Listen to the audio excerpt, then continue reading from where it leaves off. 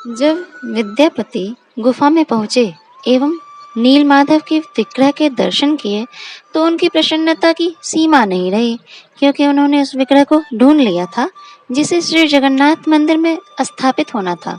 उनके भाई का अथक परिश्रम पूर्ण होने ही वाला था, और दूसरा कि वह विग्रह जिसे केवल पुराणों में पढ़ा जाता था, जो कि संसार से लुप्त सा हो गया था, अब समस्त भक्तों के लिए उनका दर्शन सुलभ होने वाला था। विद्यापति ने अपने ससुर को समझाने का अथक प्रयास किया कि इस दिव्य विग्रह को जगत के सामने उजागर कर देना चाहिए। केवल एक कबीले के लिए इनके दर्शन सुलभ होना तो स्वार्थ है ना। परंतु विश्ववसु नहीं माने। अतः विद्यापति उस घड़ी की प्रतीक्षा करने लगे जब सरसों के दाने, जो कि उन्होंने गुफा की ओर जाते समय रास्ते में डाले थे, उसका पौधा जमीन से निकले। आखिर वह समय आ ही गया। अतः विद्यापति ने उस विग्रह को लेकर वापस मंदिर जाने का निश्चय कर लिया। एक दिन विद्यापति अपनी पत्नी के लिए पुष्प लेने के बहाने उस गुफा की ओर निकल गए और उस दिव्य विग्रह को कपड़े में लपेटकर एक थैले में रख लिया। इधर कबीले वालों का नित्य का नियम था भजन कीर्तन करने का, जिसमें विद्यापति सर्वप्रथम उपस्थित होते थे। किंतु उस दिन विद्यापति नहीं आए तो विश्ववसु ने अपनी पुत्री से विद्यापति को बुलाने को कहा। तो उनकी पुत्री ललिता को संदेह हो गया कि आखिर पुष्प लाने में इतना समय क्यों लगा। तो जब उसने उस गुफा के पास जाकर देखा तो उसने देखा कि विद्यापति नीलमाधव विग्रह को लेकर जा रहे हैं। विद्यापति ने ललिता से बता दिया कि मैं महाराज इंद्रद्युम्न का छोटा भाई हूँ एवं जगत कल्याण के लिए ही यह विग्रह ले जा रहा हूँ। अगर तुम चाहो तो तुम भी मेरे साथ चल सकती हो।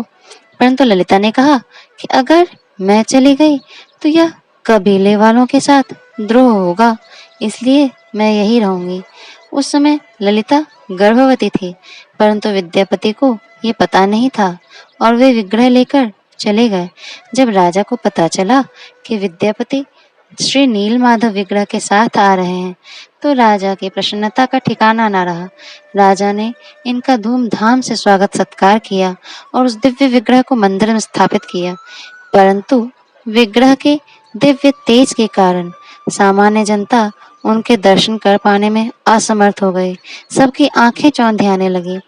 तब राजा को समझ नहीं आया कि अब आगे क्या किया जाए।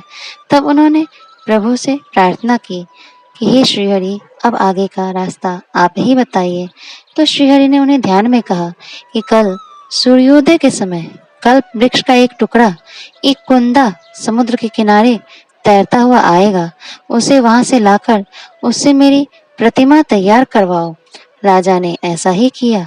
जब वह कुंदा सागर के तट पर आया तो राजा ने एवं उनके सैनिकों ने उसे उठाने का बहुत प्रयास किया, परंतु वह कुंदा तो अपनी जगह से हिला भी नहीं। तब राजा ने महाबली हनुमान जी का स्मरण किया। हनुमान जी ने उन्हें दर्शन देकर बताया कि जब तक भगवान के प्रिय भक्त की कर सेवा यानी प्रिय भक्त का स्पर्श इस कुंदे से नहीं होगा, तब तक यह कुंदा अपने स्थान से हिल भी कैसे सकता है। राजा ने पूछा कि प्रभु, ऐसा कौन सा भक्त है। तब हनुमान जी ने बताया कि वही भक्त जिसके पास अब तक श्री नीलमाधव विग्रह स्थित थे, जिसने आजीवन इसकी सेवा पूजा की है। तब राजा ने निश्चय किया कि वे उस भक्त के पास स्वयं जाएंगे उन्हें बुलाने। इधर विद्यापति जब से नीलमाधव विग्रह को लेकर आए थे तब से वे प्रायश्चित की अग्नि में जल रहे थे। उन्हें यही लग रहा था कि उन्होंने सबर कबीले वालों के साथ गलत किया है। इसलिए विद्यापति ने निश्चय किया कि अब वे नीलमाधव विग्रह को वापस कबीले में ही पहुंचा देंगे। उन्होंने प्रयास भी किया परंतु असफल रहे। तब राजा के पूछने पर उन्होंने बताया कि किस प्रकार उन्होंने कबीले वालों को एवं अपनी पत्नी को धोखा दिया, अपनी पहचान छुपाई एवं चोरी से ये विग्रह यहाँ लाए। तब विद्यापति राजा इंद्रद्युम्न के साथ विश्ववसु के पास गए एवं उनसे क्षमा मांगे। इधर कबीले के मुखिया विश्ववसु ने अपनी पुत्री को भी दोषी मानकर उसे कबीले से निष्कासित कर दिया था, जिससे वो कबीला छोड़कर चली गई थी। विद्यापति ने उसे ढूंढकर उससे भी क्षमा मांगी। सब वापस मंदिर में आ गए। भक्त विश्ववसु के स्पर्श करते ही वह लकड़ी का कुंदा बहुत हल्का हो गया, जिसे उठाकर फिर मंदिर लाया गया। अब समस्या यह उठी कि इसकी मूर्ति कौन बनाए, इसकी मूर्ति कैसे बने, क्योंकि जितने भी कारीगर आए या तो वे उस दिव्य नीलमाधव विग्रह का दर्शन ही नहीं कर सकते थे, या फिर उनके औजार ही उस कुंदे पर बेकार हो जाते थे। संसार के समस्त कुशल कारीगरों को बुलाया गया, लेकिन कोई सफल नहीं हो पाया। अब मूर्ति कैसे बने, ये समस्या आई। इसको सुलझाया जाएगा आगे की वीडियो में। बोलिए राधे राधे।